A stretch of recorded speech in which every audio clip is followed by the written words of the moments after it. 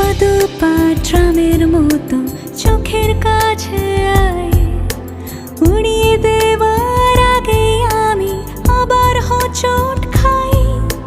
ভোর রাতে তোর জানলা ভেঙে শব্দ চলাচল, ক্লান্ত নোংর মুখ ফেরালে আমার কথা বল।